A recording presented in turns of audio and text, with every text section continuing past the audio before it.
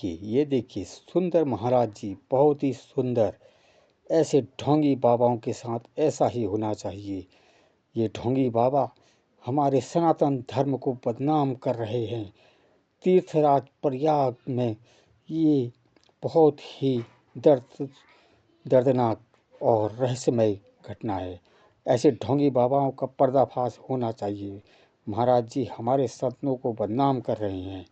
दोस्तों, एक 38 साल की महिला अपने पति के साथ कुंभ मेला स्नान के लिए गई। गंगा नदी में स्नान करने के बाद जब वह बाहर निकली तो देखा कि उसका पति कहीं दिखाई नहीं दे रहा। महिला ने तुरंत इधर उधर उसे ढूंढना शुरू किया लेकिन कोई दिखाई नहीं दिया। इसके बाद वह समझदारी दिखाते हुए पास में खड़े पुलिस वालों के पास पहुंची और अपनी समस्या बताई। पुलिस ने सलाह दी कि वह माइक से अपने पति का नाम अनाउंस करवाए।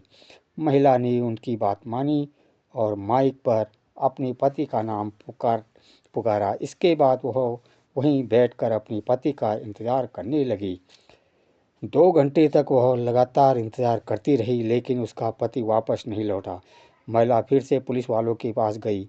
इस बार पुलिस वालों ने कहा कि वह बार बार माइक पर अनाउंस करती रही और वहीं पर रुकी रही ताकि अगर उसका पति उसे ढूंढते हुए वहां आ गया तो वे एक दूसरे से मिल सके। महिला ने उनकी बात मानकर 1 घंटे से 2-3 बार माइक पर अनाउंस करवाना शुरू किया और उसी स्थान पर बैठकर इंतजार करने लगी। लेकिन शाम होने तक उसका पति नहीं लौटा। इंतजार करते करते महिला की उम्मीद टूटने लगी। वह रोने लगी, बिलखने लगी और अपनी किस्मत को कोसने लगी। उर्मिला नाम की 38 साल की महिला और उसके 45 वर्षीय पति सौरभ यादव बिहार के दरभंगा जिले से बड़ी श्रद्धा के साथ कुंभ मेले में स्नान करने आए थे। दोनों का उद्देश्य गंगा स्नान पर पुण्य कमाना था। जब उर्मिला स्नान के लिए गंगा नदी में गई तो सौरभ ने उससे कहा कि पहले वह स्नान कर ले और वह सामान की देखभाल करेगा। इसके बाद जब उर्मिला स्नान करके वापस लौटी तो सौरभ कहीं दिखाई नहीं दिया। महिला ने उन्हें ढूंढने की बहुत कोशिश की लेकिन वह कहीं नहीं मिले। इस दौरान उर्मिला का सारा सामान, मोबाइल और पैसा सब कुछ सौरभ के पास ही था। ठंड बढ़ती जा रही थी और उर्मिला भीगे कपड़ों में काफ़ी परेशान हो रही थी। उन्होंने सोचा कि स्नान के बाद उसका पति नहाने जाएगा लेकिन यह सब उलझन में बदल गया। कुंभ मेले जैसा भीड़ भाड़ में यह अक्सर होता है। स्नान करने वाले अपना सामान किसी जगह रखकर जब लौटते हैं तो रास्ता भूल जाते हैं। लाखों की संख्या में लोग नहाने जाते हैं और ऐसे में यह पहचानना मुश्किल हो जाता है कि अपने परिजन कहाँ खड़े हैं। यही स्थिति उर्मिला के साथ भी हो गई। शाम के 7 बजे तक ठंड बढ़ने लगी और उर्मिला पूरी तरह हताश और परेशान हो गई। भीगे कपड़ों में ठंड के कारण उसकी परेशानी और बढ़ गई। अपने पति को ढूंढने की हर संभव कोशिश के बावजूद जब वह उन्हें नहीं मिली तो उनकी आंखों में से आंसू छलक पड़े। भीगे कपड़ों में ठंड से कांपती हुई महिला शाम 7 बजे तक वहीं बैठकर अपने पति का इंतजार करती रही लेकिन जब उसे कोई रास्ता नहीं सूझा तो वह आसपास के साधु महात्माओं के तंबू में चली गई। वहां आग जल रही थी तो ठंड से राहत पाने के लिए वह आग के पास बैठ गई। साधु बाबा जो वहां बैठे थे उसे देखकर पूछने लगे, तुम इतनी परेशान क्यों हो, रो क्यों रही हो। महिला ने अपनी पूरी कहानी बाबा को बताई और कहा कि उसका पति मेले में कहीं गुम हो गया है। उसने बताया कि वह बहुत कोशिश के बाद भी अपने पति को ढूंढ नहीं पा रही। साधु बाबा ने उसे दिलासा दिलाते हुए कहा कि चिंता मत करो, तुम्हारे पति बस रास्ते में हैं।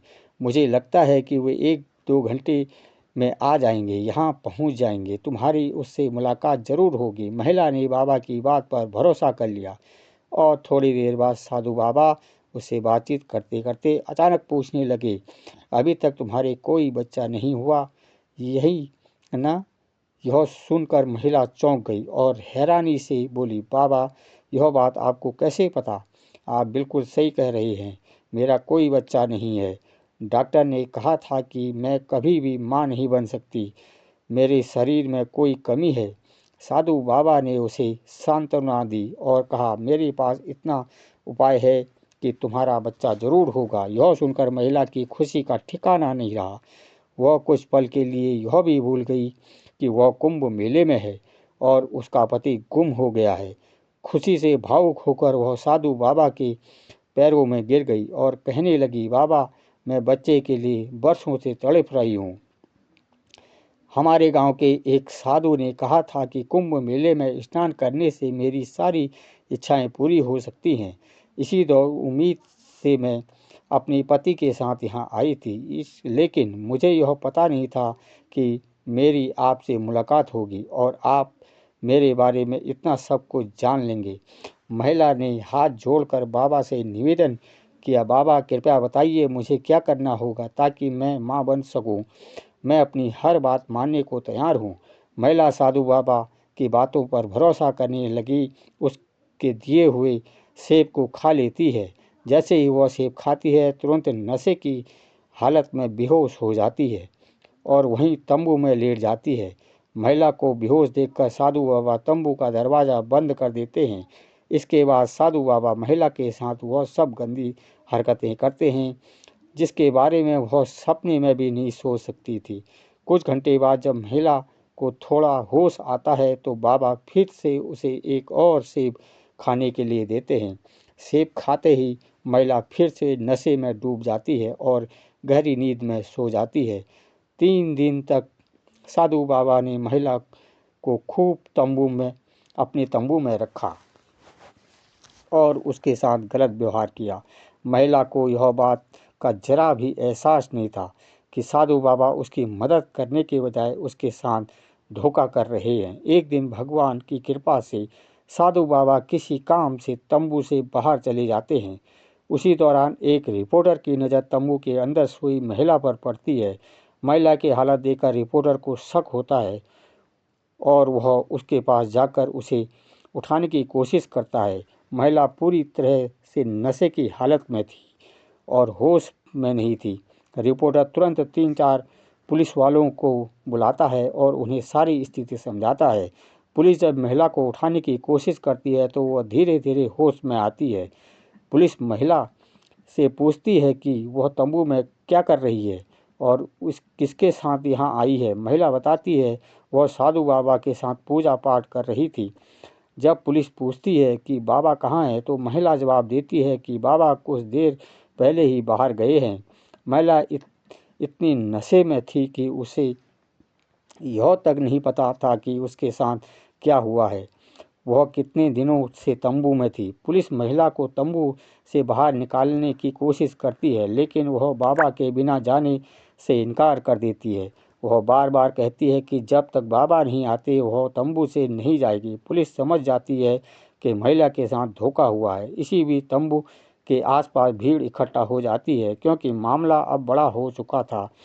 तभी साधु बाबा वहां लौटते हैं। जैसे ही महिला उन्हें देखती है वह पुलिस वालों की ओर इशारा करते हुए कहती है कि देखो बाबा जी आ गए। महिला पुलिस वालों को देखकर कहती है, इससे बात कर लो, जो पूछना है इन्हीं से पूछ लो। साधु बाबा जब अपने तंबू में पुलिस और भीड़ को देखते हैं तो घबरा जाते हैं और वहां से भागने की कोशिश करते हैं, लेकिन पुलिस वालों की नज़र उन पर पड़ जाती है और वे दौड़कर उन्हें पकड़ लेते हैं। पुलिस जब उनसे पूछताछ करती है तो चौंकाने वाले खुलासे होते हैं। पता चलता है कि वह व्यक्ति साधु बाबा नहीं है बल्कि जयपुर में रहने वाला एक मुस्लिम है जिसने साधु का भेष बनाकर कुंभ में मेले में पैसे कमाने के लिए यह ढोंग रचा था। कुंभ मेले की भीड़ और लोगों की आस्था का फायदा उठाकर वह अपने जैसे कई लोगों के साथ ठगी और धोखाधड़ी कर रहा था। ऐसे लोग कुंभ मेले को धन कमाने का जरिया बना लेते हैं। कोई चाय बेच रहा होता है, कोई टीका लगाकर पैसे कमा रहा होता है। इनकी मानसिकता होती है कि कुंभ मेले के दौरान लाखों रुपए कमा लिए जाएं।